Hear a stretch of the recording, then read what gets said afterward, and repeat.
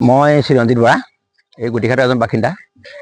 যোৱাকালি আমাৰ এই গুটিঘাট গাঁৱৰে কৃষ্ণ চেত্ৰী বুলি এই গৃহস্থ ঘৰ, তেওঁলোকৰ 5জনী গৰু মেলি দিছিলে। 5জনী গৰুৰ ভিতৰে এজনী সচৰাচৰ গৰুবিলাক মানে 7-8টা বজাত আহি যায়, কিন্তু কালি গৰু গোটেইখিনি অহাৰ ভিতৰত তাৰ ভিতৰত এজনী গৰু ডিঙিত ফান্দা লগাই আহিছে। ফান্দা মানে আপোনাৰ ফাঁচি, যিডাল নগাই লগাইছে লেবা লগাইছে আমি গম নাপাওঁ, কিন্তু এই বাৰডাল মই দেখুৱাইছোঁ। এইডাল ফান্দা লগাই মানে ডিঙিত ফাঁচি লগাইছে, বাঁহৰ ফাঁচি লগাই আহিছে। অহা ললে আমি তেতিয়া মোক খবৰ দিলে স্থানীয় মানুহে, মই আহি গ'লোঁ। আহি গ'লে মই চালোঁ যে এইটো নগাই লগাইছে, কিন্তু প্ৰকৃততে এইটো নগা নহয়। ইয়াত স্থানীয় ৰিজাৰ্ভত থকা ৰিজাৰ্ভ ভিলেজৰ লেবাৰ মানুহ জড়িত আছে, শ্ৰমিক মানুহ জড়িত আছে। তেওঁলোকক মানে এজেণ্ট হিচাপে ৰাখিছে, তেওঁলোকে হয়তো পাৰ কৰে, কাৰণ নগা আমি দেখা নাই। ভিতৰৰ পৰা লৈ গুচি যায়, তেওঁলোকে গৰু পাৰ কৰাই দিয়ে। আজি 3-4 বছৰমানৰ পৰা প্ৰায়ে আমাৰ এই অঞ্চলৰ গৰু ম'হ বিভিন্ন ধৰণৰ হেৰাইছে, আৰু কালিও তেনেকৈ হেৰাইছে। কালি যি কৃষ্ণ চেত্ৰী বুলি যিজন মানুহজনৰ কথা আজি মই য'ত উপস্থিত হৈ আছোঁ, সেই মানুহ এজনী আহিলে ডিঙিত ফাঁচি লগাই, কিন্তু বাকী এজনী নাহিলে। আৰু ৰাজু বিশ্বকৰ্মা বুলি যিঘৰ মানুহ আছে, তেওঁ কালি এজনী ক'লা গৰু নাহিলে। এনেকৈ আৰু 2-3 ঘৰ মানে লেবাৰ মানুহৰ 2-3 ঘৰ গৰু নাহিলে। নহাৰ কাৰণে এতিয়া এটাইকেইজন ৰাইজ লগ লাগি আৰু অন্য ৰাইজো লগ লাগি পিনি ৰিজাৰ্ভৰ ভিতৰত গৰু বিচাৰি গৈছে।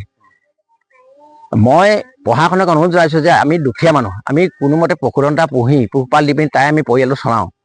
এতিয়া প্ৰতি বছৰে নগাই যদি এনেকৈ আহি আমাৰ সীমান্ত অঞ্চলৰ নগাসকল আহি পিনি এনেকৈ যদি গৰু লৈ গৈ থাকে, আমি চলিম কেনেকৈ? গতিকে মই প্ৰশাসনৰ ওচৰত এই কথা অনুৰোধ জনাইছোঁ, যাতে তেওঁলোকে আমাৰ সীমান্ত অঞ্চলটো সুৰক্ষিত কৰি আমাৰ পশুধনখিনি যাতে সুৰক্ষিত কৰিবৰ কাৰণে তেওঁলোকে ব্যৱস্থা গ্ৰহণ কৰে, তাৰ কাৰণে মই প্ৰশাসনৰ ওচৰত দাবী জনাইছোঁ।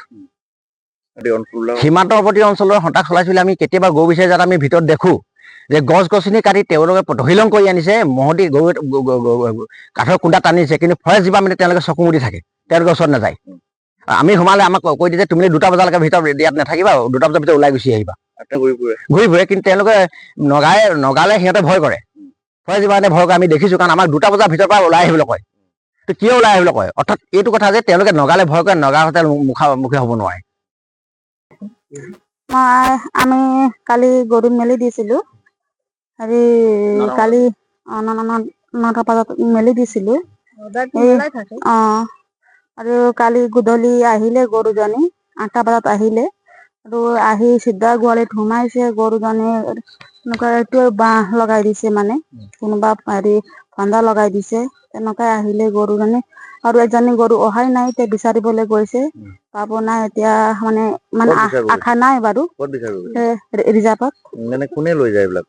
নগাই নিছে নেকি, এটা মানুহ লগাইছে চাগে, লেবাৰ মানুহ আছে নেকি, তেনেকুৱা মানে আমি শুনি পাইছোঁ।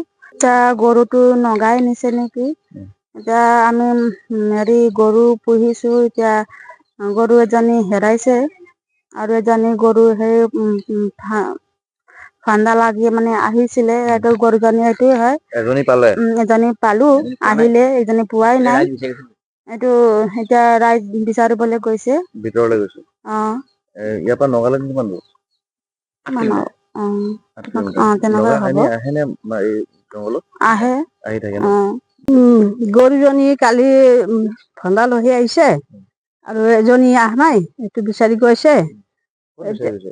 এই ৰিজাৰ্ভত গৈছে, এতিয়া পায় নে নাপায়। আৰু আগে পিছত এই গাঁৱত গৰু হেৰাই থাকে, বছৰ বছৰ মানুহ, অসমীয়া হওক নেপালী হওক এনেকুৱা হেৰি হেৰাই থাকে, লৈ যায়। কোনে লৈ যায়? লৈ যায় মানে ঘৰ গাঁৱৰ মানুহে হেৰি কৰি মানুহ লগাই ন কি নাগাটো এফালে অহা দেখা নাই গাঁৱত। এই ৰিজাৰ্ভ ভিতৰত থাকি মানে কাৰোবাক লগাইছে নেকি, লোকেল মানুহে ইয়াৰ পৰা আগবঢ়াই দিয়ে। তেনেকুৱা হ'ব পাৰে, ভাবিছোঁ তেনেকুৱা।